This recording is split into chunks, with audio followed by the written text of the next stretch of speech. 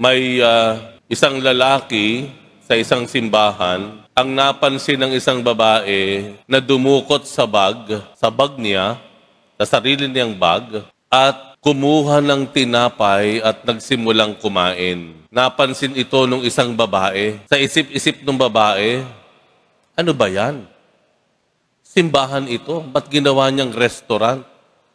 Hindi ba niya alam na bawal kumain habang nasa loob ka ng simbahan at nagmimisa? Medyo nagalit yung babae kung kaya't pagkatapos ng misa, dumiretso agad siya dun sa lalaking nakita niya na kumakain at kumunguya. At handa niyang itong pagsabihan. Ngunit bago pa niya malapitan ng tuluyan at makausap yung lalaki, ay biglang may nauna pang isang tao na napalapit o lumapit dun sa lalaki na kanyang pagagalitan. At sinabi, at narinig niya, "Oh, kumain ka na ba? Kahit papaano nung tinapay, bago mo kainin o bago mo isubo yung iyong gamot, yung iyong maintenance." Ayan. Nung marinig nung babae iyon, ay nagpasalamat na lamang siya at hindi niya tuluyang napagalitan yung lalaki, kung hindi, ay napahiya sana siya.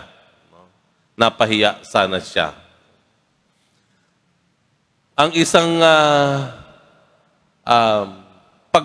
uri ng pagtrato natin sa batas, no, ay kagaya ng nasa Ebanghelyo, ay masyado po nating ginawang too rigid.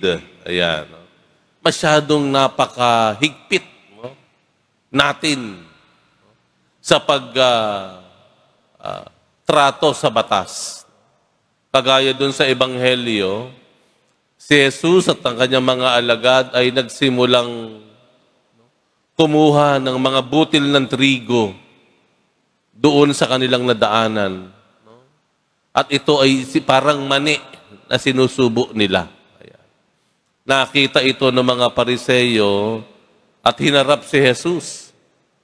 Araw ng pamamahingay ngayon, Sabbath day, bawal ang kahit anong uri ng trabaho. Nakita mo yung kayo, pati mga alagad mo, kumakain kayo. Kumuha kayo ng mga bunga ng triguhan na yan at kayo sumusubo. Bawal yan. Araw ng pamamahinga. Ayan. Kaya anong sinabi ng Panginoon? Hindi nyo ba alam na ang anak ng tao ang siyang mayroong kapangyarihan sa araw ng pamamahinga? Ang sinasabi ng Panginoon sa kanila ay, ang itinuturo ay yung diwa, yung dahilan kung bakit nagkaroon ng mga batas. Na una sa lahat ay yung kaligtasan ng buhay ng tao.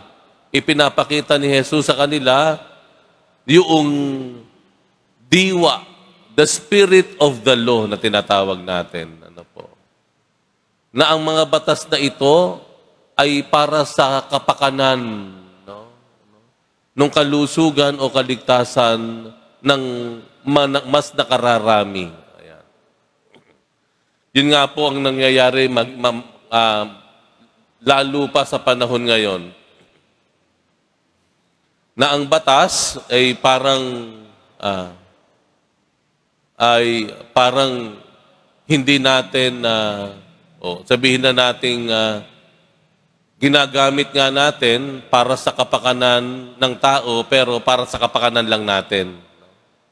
Sa panahon ngayon, ang madaling paikot-ikutin, no, ang batas.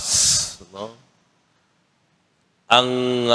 Ang batas ngayon, sabihin na natin ang katarungan, hustisya, sabi nga natin, para sa may connection lang, para sa may kaya lang, para sa mga may pera lang. Yun ang nakatatakot.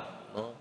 Nakakaligtaan natin na isang larangan na tayong lahat ay patas-patas, mahirap ka man o mayaman, yung sa pagsunod sa batas. One of the great equalizers yung batas. Yung bang kapag ikaw ay tumawid sa hindi pedestrian lane, mayaman ka man o mahirap, huli ka. Yun sana, no? Ang ating tignan. Minsan, dahil may connection tayo, kilala natin, lamang na tayo para dun sa iba na walang connection at walang kakilala. Kung meron kang means, kaya mong isalba ang sarili mo kahit alam mong ikaw ay may kasalanan. Kahit alam mo ikaw ang may pagkakamali, kayang-kaya mong lusutan dahil mayroon kang pamamaraan. Kaya't sabi nga, lalong lumalayo ang agwat ng mayaman at mahirap.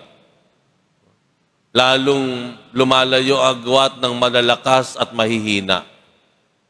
Dahil ang batas, sabi nga, ay para sa may kakayahan lamang. Sa kabilang banda, meron din namang extreme, the another extreme. No? Yung another extreme naman, binabaliwala naman natin, no? Yung batas. Na lagi tayo nagdadahilan. No? Na lagi tayong may excuse. Ayan. At minsan, nag-aapi-apihan tayo. Yung tinatawag na victim mentality. Minsan, tayo rin po ang unang sumisira o lumalabag sa mga batas o alituntunin. Dahil sabi natin, kaya ko namang magmakaawa, kaya ko namang magdrama, no? Kaya ko namang magdahilan, binabaliwala naman natin. Ano po? Ito yung nangyayari, no?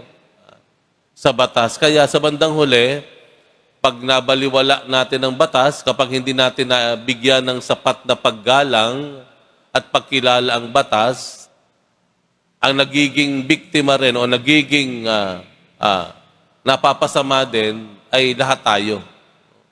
Lahat tayo.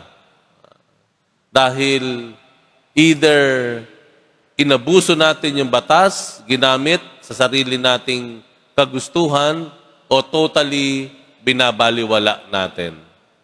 Ano paalala ng Panginoon sa atin ngayon? Ang paalala po sa atin ay atin pong bigyan ng sapat na paggalang ang batas. Batas man ito ng Diyos, o batas man alituntunin sa lupa, alituntunin sa trapiko, alituntunin sa ating mga opisina, mga batas o alituntunin sa simbahan o sa iba't ibang institusyon, matuto po tayo na magbigay ng sapat na paggalang at pagkilala sa mga alituntunin at batas na ito. Let us all be law-abiding citizens. Maging disiplinado po tayo. At alalahanin po natin na kung may mga batas at alituntunin man sa ating paligid, ito ay para kilalanin ang kahalagahan ng bawat isa. Ito ay para siguraduhin na tayo ay patas. Na ito ay para siguraduhin na ang katarungan ay para sa lahat.